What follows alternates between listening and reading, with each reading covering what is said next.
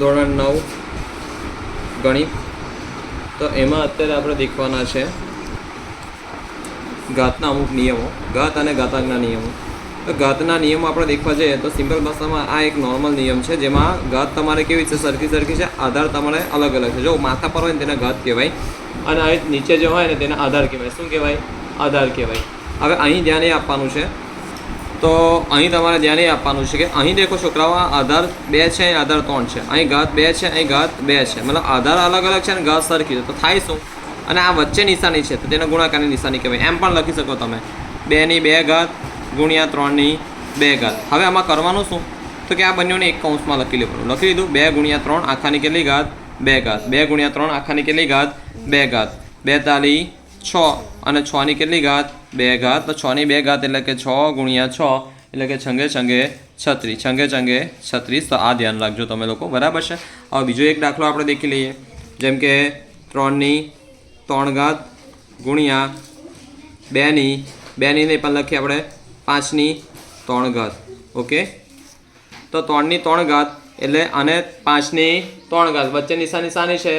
ગુણાકારની। જો અને એમ પણ લખાય ફરીથી 3 ની 3 ગુણ્યા 5 ની 3 ઘાત।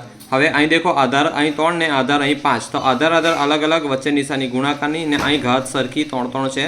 તો શું કરવાનું છે કે એને આખાને કૌંસમાં લખવાનું અને ઘાત 3 કોમન કરવાની, તેને માથા પર લખવાની। 3 ગુણ્યા 5, 3 પંચા 15, તો કે 15 ની 3 ઘાત એટલે કે એને થાય શું? 15 ની 3 ઘાત એટલે કે 15 ગુણ્યા 15 ગુણ્યા 15। પછી જે જવાબ આવે તે અહીં લખવાનો। પણ સિમ્પલ તમારે પરીક્ષામાં તમને આટલું પણ પૂછાય છે। આગળ કદાચ ઓપ્શનમાં આ ના હોય તો તમે આ જવાબ સુધીને લખી શકો છો કે 15 ગુણ્યા 15 225 થાય, પછી 225 ગુણ્યા 15 તમારે કરવો પડે, બરાબર। ચાલો જો હવે આપણે દેખીએ એ જ રીતનું ફરીથી દેખવાનું છે। 4 ની 2 ઘાત ગુણ્યા 5। હવે સાહેબ આ શું નવું લાયા કે 5 ની કશું ઘાત તમે લખી નહીં, તો 5 ની કોઈ પણ ઘાત ના હોય તો આવે શું છોકરાઓ? તો 5 ની કોઈ પણ ઘાત ના હોય તો એક ઘાત આવે। કેટલી ઘાત હોય? એક। એવી કોઈ પણ સંખ્યાની કોઈ પણ ઘાત ના લખી તો એક ઘાત તો તમારે માનવાની છે। તો સાહેબ આમાં તો બધું સરખું નથી, આમાં તો બધું અલગ અલગ છે, હે ને? તો કંઈ કરવાનું નહીં। જો અને ઘાત તોડ નાખવાના। 4 ગુણ્યા 4, 4 ની 2 ઘાત એટલે 4 ગુણ્યા 4 ને એક વખત 5, તો 4 ચોકું 16, 16 પંચા 80। ઓકે, તો આ રીતે પણ થાય।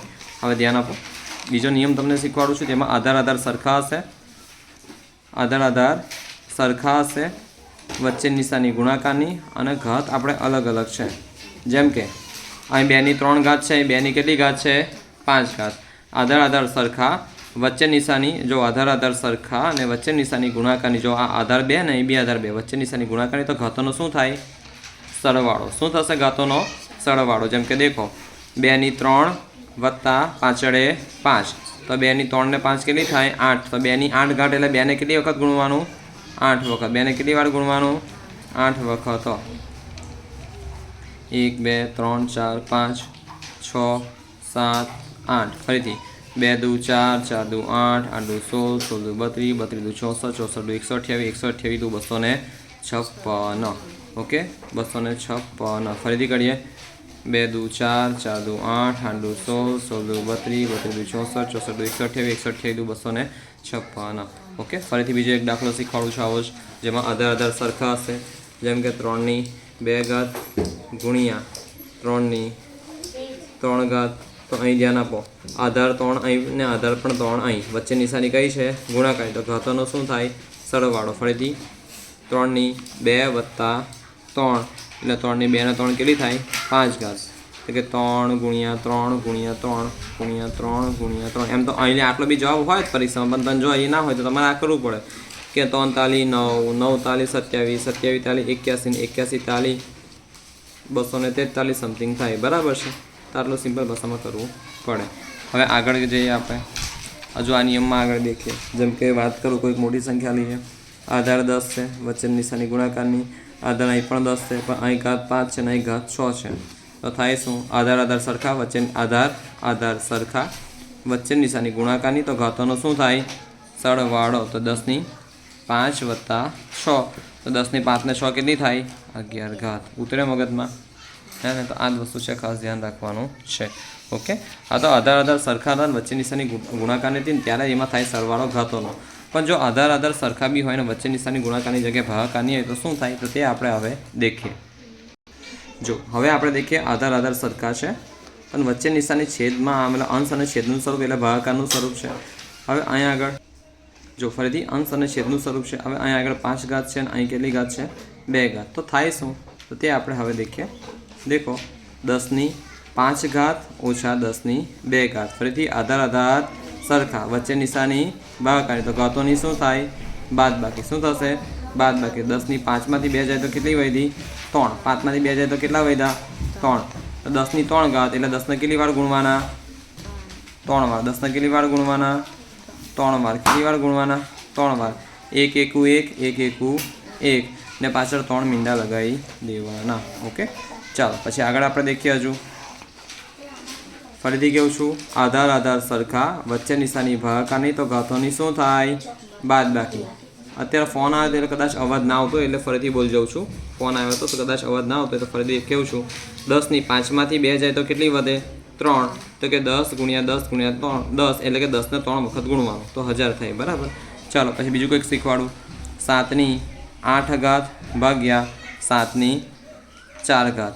જો આધાર 7 છે, અહીં બી આધાર 7 છે, અહીં ઘાત 8 છે, અહીં ઘાત 4 છે. તો 7 8 ની જો હવે ભાગાકારની નિશાની છે ને તો ઘાતોની શું થાય?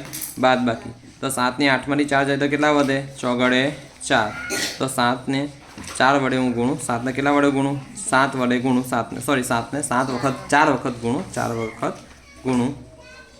4 વડે ગુણું એવું ના કરતો તો 7 ચોખ્ખું 28 આવશે. 7 4 વખત એટલે 7 ને 4 વખત ના ગુણો પણ 7 ને સિમ્પલ ભાષામાં 1 2 3 4 સેમ 7 ને 4 વખત ગુણો. ઓકે, 4 વડે નહીં, 4 વખત ગુણો. ઓકે, ચાલો સાથી 49 પછી 49 70 જેટલા થાય તેટલા પછી આની હાથે પણ એ નહીં લખો તો એ ચાલો. સિમ્પલ ભાષામાં આપણો જવાબ કહેવાય. ઓકે, ચાલો પછી આ તમે નોર્મલ નિયમ શીખી ગયા. જો પહેલા નિયમ આપણે એ શીખ્યા હતા કે આધાર આધાર સરખા હોય, વચ્ચે નિશાની ગુણાકાર નહીં હોય તો ઘાતોનું શું થાય? હવે સિમ્પલ ભાષામાં આ આપણી નિયમનું તમને કહો સાદી ભાષામાં. તો આધાર આધાર સરખા તો 2 ની 3 વત્તા 5 કેમ કે વચ્ચે નિશાની કઈ છે? ગુણાકારની. તો 2 ની 3 ને 5 કઈ થાય? 8 થાય. ઓકે, હવે દેખો આ તો થઈ ગયું છે. હવે આપણે આ પહેલાં આ શીખેલા કે આધાર અલગ અલગ હોય ને વચ્ચે નિશાની આધાર અલગ અલગ હોય પણ ઘાત સરખા હોય તો શું કરવાના? આધારને સિમ્પલ કૌંસમાં લખવાના અને ઘાત કોમન કરી લેવાની 2. તો આ આપણે નિયમ દેખેલા. તમે ફરીથી વિડીયોમાં દેખજો, ઓટોમેટિક સમજ પડશે. મતલબ વારંવાર વિડીયો જોજો, સમજ ના પડે તો. મેં બેસ્ટ ટ્રાય કર્યો કે એક જ એમાં સમજ પડે પણ તોય ના સમજ પડે ને તો વિડીયો ફરીથી દેખજો. ઓકે, હવે આપણે આગળ વધીએ. આગળ એમાં દેખીએ ઘાતની ઘાતનું શું થાય. પહેલાં તો ઘાતની ઘાત એટલે શું? જેમ કે આ એ છે, એની m ઘાત ને એની n ઘાત, એની m ઘાત અને એની પણ n ઘાત. તો થાય શું? એને ઘાતની ઘાત કહેવાય. અને શું કહેવાય? ઘાતની ઘાત. ઘાતની ઘાત. ઘાતની ઘાત. તો ઘાતની ઘાતનો ગુણાકાર થાય. ઘાતની ઘાતનો શું થાય?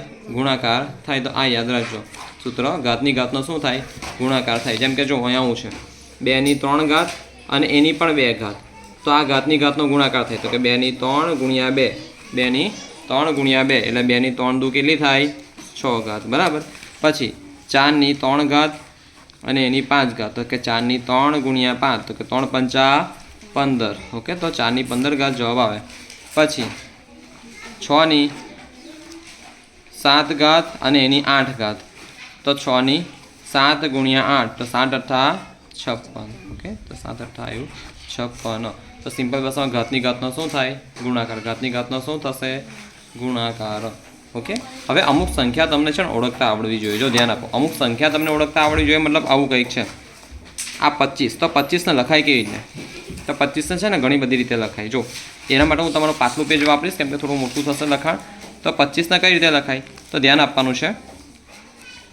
આ એક કામ કરીએ, આનો છે ને સેપરેટ વિડીયો ઉતારીએ. તો અહીંથી કટ કરીએ વિડીયોમાં ને આ સેપરેટ વિડીયો આખું ઉતારીએ.